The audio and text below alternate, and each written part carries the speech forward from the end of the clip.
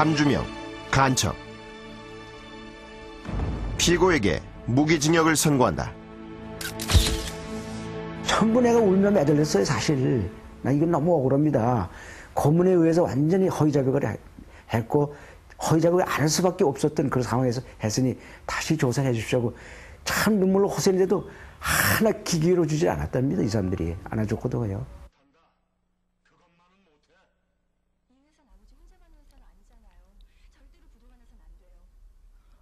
인권의 최후 보루라는 법정.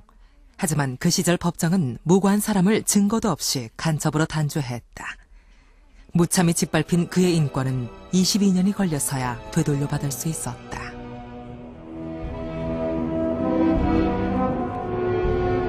원심 판결을 파기한다. 피고인은 무죄. 함주명의 잃어버린 22년.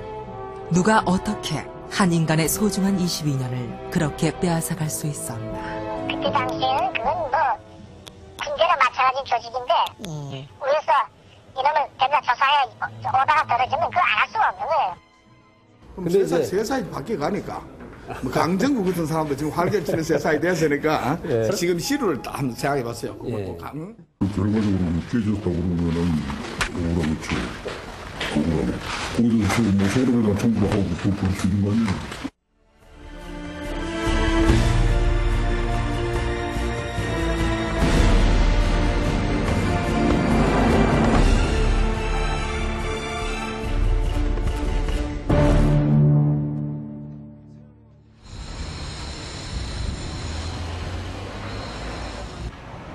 지난 80년대 고문과 인권 탄압의 상징물이었던 남영동 대공분실. 이곳은 22년 전 함주명 씨의 삶을 망가뜨린 곳이기도 하다. 오늘 이곳을 찾은 그의 소회는 어떠할까?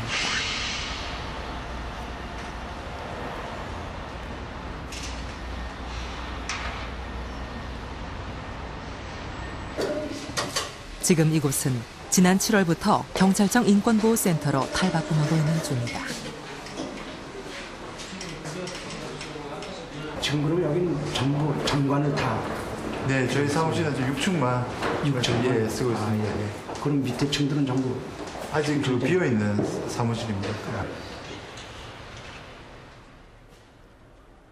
이곳 5층이 바로 악명 높던 조사실, 즉 고문실이 있던 곳이다. 22년 전 함주명 씨도 여기에서 끔찍한 고문을 받았다.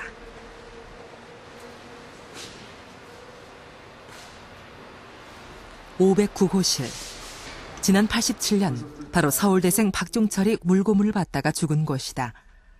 이곳 509호실은 역사의 현장으로 그대로 보존되고 있다.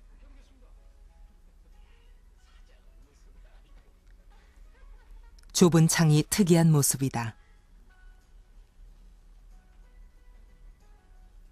이 욕조는 목욕용이 아니라 물고문을 하기 위한 것이었다.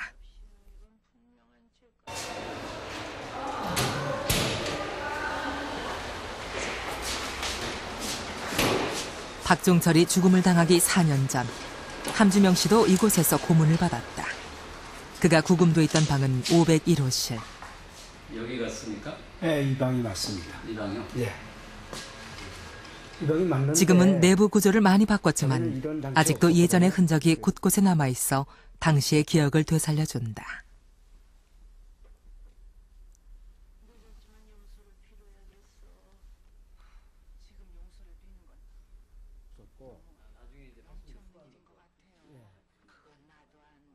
아니죠. 이번 인권센터 생기면서 만들었다고 얘기 들었어요.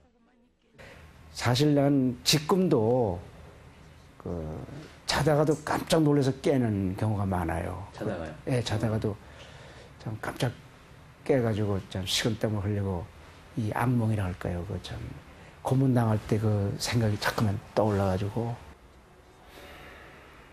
막상 와보니 참 착잡합니다. 기분이.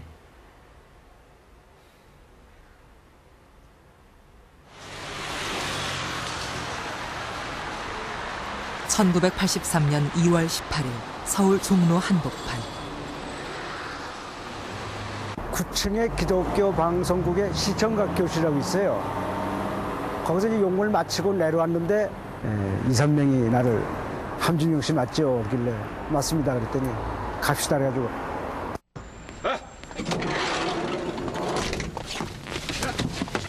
그들은 짐승을 사냥하듯 함주명을 낚아채 차에 태웠다. 그리고 옷을 뒤집어 씌웠다. 머리에다 그냥 옷들을 뒤집어 씌운 거예요. 그 난 어디로 간지도 몰랐죠.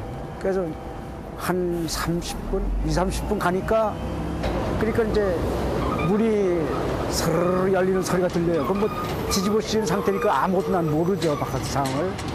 근데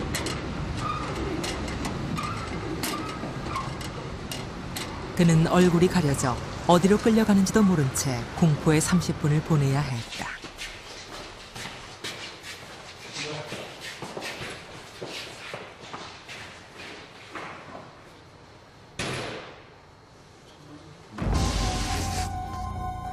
머리에서 옷을 걷어내자 그의 눈에 들어온 것은 간이 침대 하나와 책상, 그리고 밖에서 안이 보이는 화장실. 그들은 함주명에게 작업복을 갈아입게 한 후 과거의 행적을 낱낱이 적으라고 했다. 그들은 3박 4일 동안을 전혀 잠을 재우지 않았고 책상 모서리의 백열 등을 계속 바라보게 시켰다.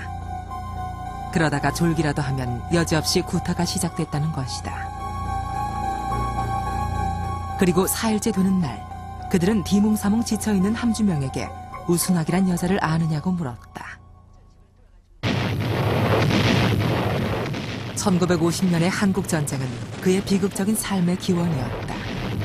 함주명은 전쟁 전 남한 관할 지역이었던 개성의 한 상업고등학교 학생이었다. 전쟁이 시작되자마자 개성은 북한 인민군에 의해 점령되었고 미처 피란 가지 못한 함주명은 인민군에 강제로 입대하게 되었다고 말한다. 하지만 그는 곧 파편에 맞아 한쪽 눈을 잃었고 구사일생으로 살아서 제대를 했다. 다시 고향으로 돌아온 그는 가족을 찾았으나 가족들은 모두 남쪽으로 피신하고 없었다. 홀로 개성에 남게 된 그는 하숙을 하면서 살게 되는데 그 하숙집 딸이 바로 우순학이었다. 하지만 당시 우순학은 중학교 3학년의 나이 어린 학생. 함주명은 우순학과 잠시 사귀면서 외로움을 달래기도 했지만 곧 가족을 찾아 남쪽으로 가기로 맘먹는다. 걔 와가지고 이제 얘기를 들으니까 어머님이 전시에 그 포화를 뚫고 나를 찾아서 개성까지 들어오셨다는 거예요. 서울에서 살면서. 참 그 얘기를 들으니까 참 기가 막히더라고요. 그래서 참 아직 이 얘기는 안 했습니다만 제가 3남 2녀 중에 막내로 참 아무것도 모르는 철부지 참 곱게만 자랐던 접니다. 그래서 참 어머님이 그렇게 포화를 뚫고 찾아오셨다는 얘기를 듣고 54년 함주명은 친구의 도움으로 대남 공작원을 자청 40일간 교육을 받았는데 이남에 가면 대학에 입학해 동조 세력을 규합, 결정적 시기에 봉기하라는 지시를 받고 군사 분계선을 통해 난파되었다고 한다.